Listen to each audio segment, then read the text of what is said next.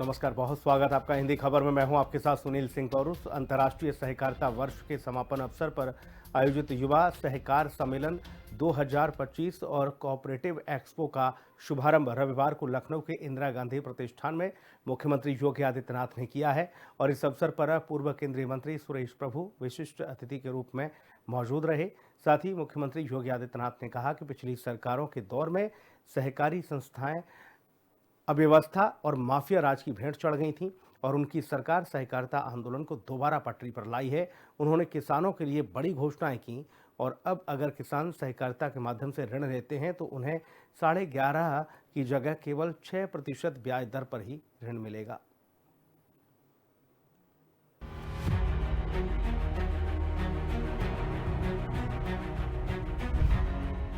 उत्तर प्रदेश में सहकारी समितियों के द्वारा किसानों और युवाओं को मजबूत करने के संबंध में आयोजित युवा सहकार सम्मेलन में मुख्यमंत्री योगी आदित्यनाथ आज शामिल हुए। इस कार्यक्रम में शामिल होने पर मुख्यमंत्री योगी आदित्यनाथ ने पिछली सरकारों पर जमकर निशाना साधा। मुख्यमंत्री योगी आदित्यनाथ ने कहा कि पूर्ववर्ती सरकार ने सहकारी समितियों को वन माफिया वन डिस्ट्रिक्ट की तरह से बर्बाद कर दिया गया था। मुख्यमंत्री योगी आदित्यनाथ ने आरोप लगाया कि पहले की सरकारें वन डिस्ट्रिक्ट वन माफिया के तर्ज पर काम करती थीं, जिससे सहकारिता व्यवस्था पूरी तरह चरमरा गई। इसका सबसे बड़ा नुकसान किसानों को उठाना पड़ा और उनकी हजारों करोड़ रुपए की पूंजी फंस गई। मुख्यमंत्री ने कहा कि उनकी सरकार ने 16 सहकारी बैंकों में फंसे किसानों के करीब 4,700 करोड़ रुपए वापस कराए, जिनके लाइसेंस जब्त हो चुके थे। चरणबद्ध तरीके से किसानों का पैसा लौटाया गया और आज वही बैंक लाभ की स्थिति में पहुंच गए हैं। बहनों और भाइयों, अच्छी सरकार आती है, यही होता है। पिछली सरकारें वन डिस्ट्रिक्ट वन माफिया पालती थी, यानी कोऑपरेटिव क्षेत्र तो पिछली सरकारों की माफिया राज के कारण बर्बाद हो गया था।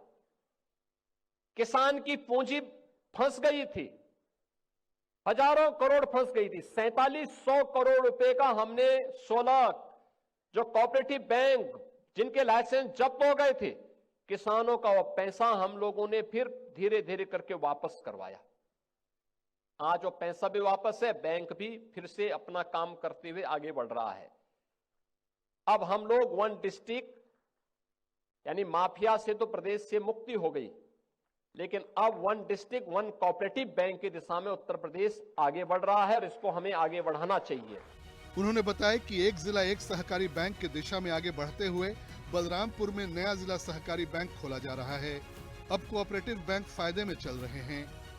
जिला सहकारी बैंकों में 2 लाख से अधिक बैंक अकाउंट और 550 करोड़ का डिपॉजिट यह आज के दिन पर हमारे पास है। याद करिए, 2017 के पहले हमारे डिस्ट्रिक्ट कोऑपरेटिव बैंक की स्थिति क्या थी। 16 बैंक ऐसे थे जो 16 बैंक डिफाल्टर घोषित हो चुके थे।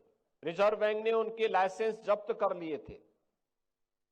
लेकिन अब उत्तर प्रदेश के कोऑपरेटिव बैंक डिफाल्टर नहीं है।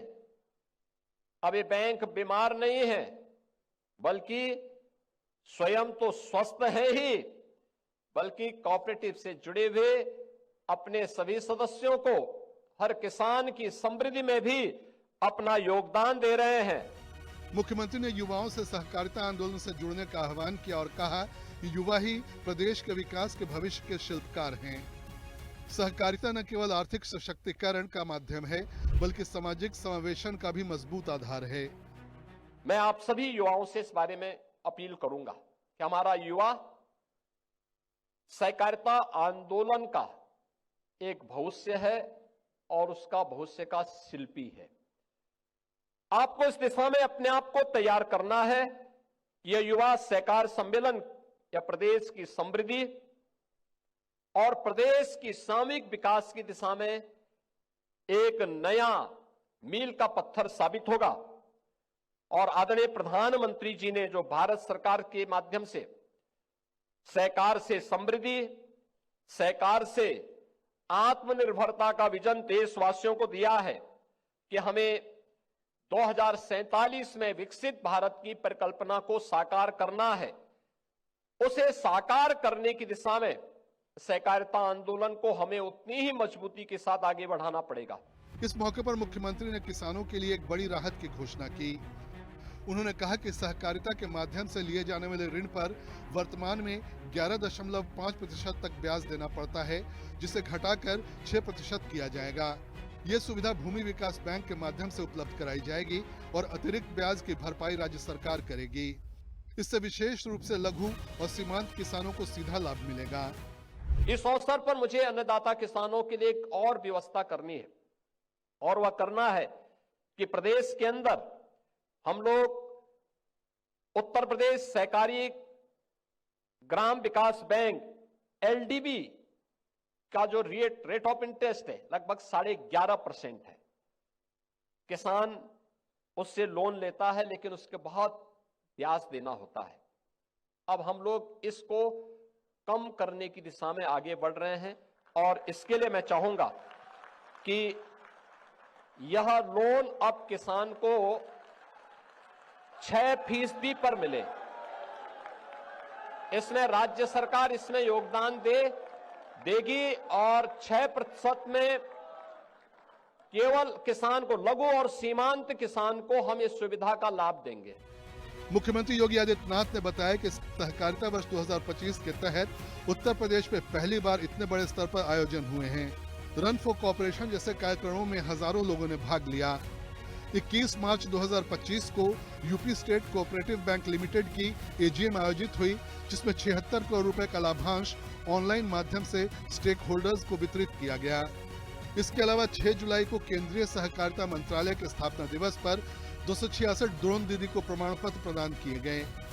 भंडारण और बुनियादी ढांचे के क्षेत्र में हुए कार्यों का जिक्र करते हुए मुख्यमंत्री ने बताया कि कोटवा पांडे एम्पेक्स की तरफ से 1500 मीट्रिक टन क्षमता का गोदाम बनाया गया है, जो देश के सबसे बड़े सहकारी गोदामों में शामिल है।